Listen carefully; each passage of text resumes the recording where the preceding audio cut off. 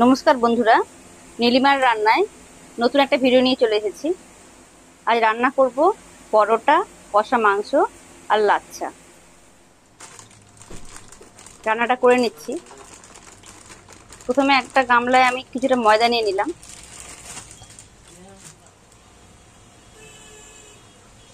এর মধ্যে অল্প একটু নুন দিয়ে দিলাম, অল্প একটু চিনি দিয়ে দিলাম, 2 চামচ সাদা তেল দিয়ে দিলাম।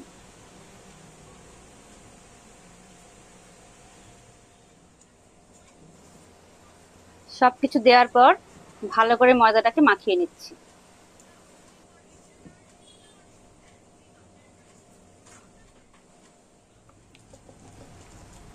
এখন অল্প অল্প করে জল দিয়ে ময়দাটা মেখে নিচ্ছি।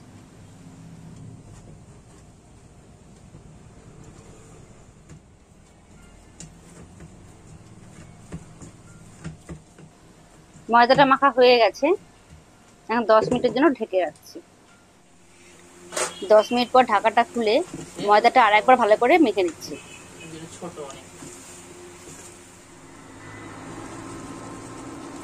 এখানে মাংস রান্না বসিয়েছি। সবকিছু মশলাপাতি মাখিয়ে মাংসটা চাপা দিয়ে দিয়েছিলাম। এখন খুলে একটু নেড়ে দিচ্ছি।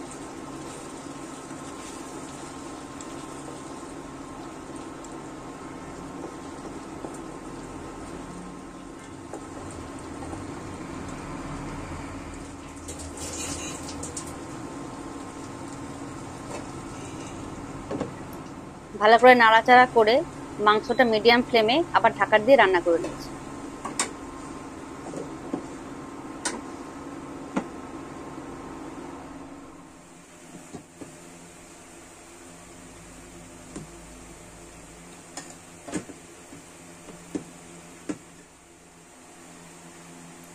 পরোটার মতো লেচি কেটে নিলাম। শুকনো ময়দা দিয়ে পরোটাগুলো এখন আমি বেলে নিচ্ছি পরোটার শেপে।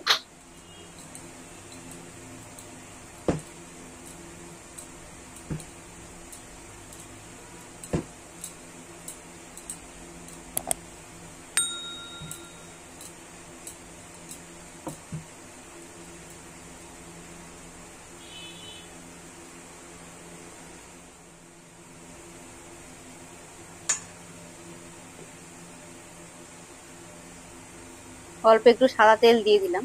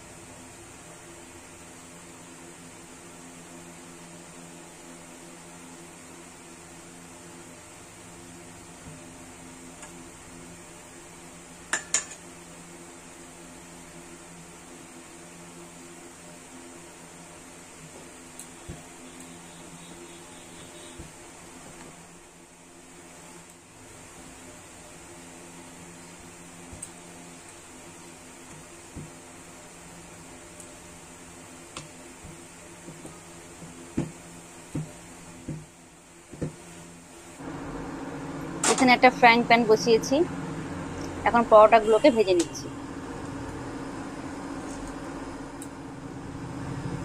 এপিট ওপিট করে নিয়ে এখন অল্প তেল দিয়ে ভেজে নিচ্ছি পরোটাগুলো।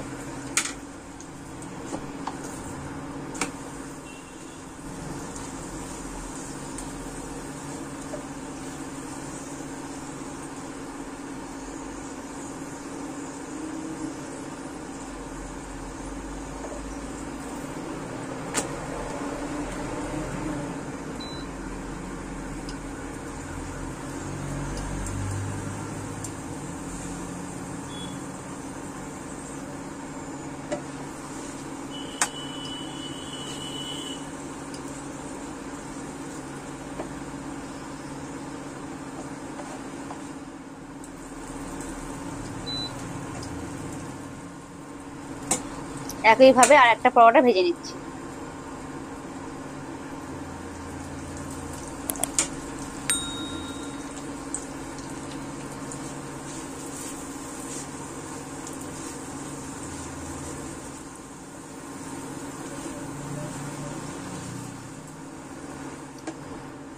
এইভাবে সব পরোটা কটা ভেজে নিলাম। এখন লাচ্ছা বানিয়ে দেখাবো। আজকে দুধ দিয়ে লাচ্ছা বানাবো। লাচ্ছার প্যাকেটটা এখন কেটে নিচ্ছি।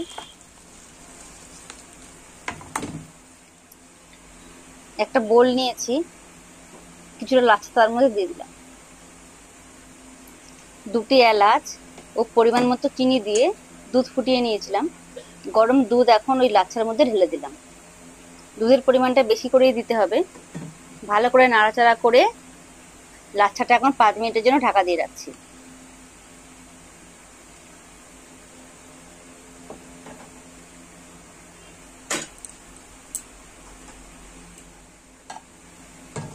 পাঁচ মিনিট পর ঢাকাটা খুললাম। লাচ্ছাটা খাওয়ার জন্য একেবারে রেডি হয়ে গেছে, খুব সুন্দর হয়েছে।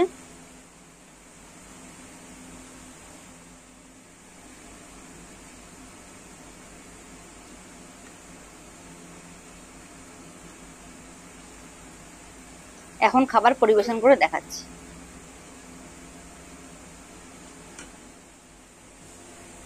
গরম গরম পরোটা, কষা মাংস আর সাথে রইল দুধ দিয়ে তৈরি লাচ্ছা। এই 3 রকম আইটেম একবার আপনারা একসাথে বানিয়ে খাবেন, দেখবেন খুব ভালো লাগবে। বন্ধুরা, আজ তাহলে ভিডিওটা আমার এই পর্যন্তই রইল। ফিরে আসছি নেক্সট কোনো ভিডিও নিয়ে। সবাই ভালো থাকবেন।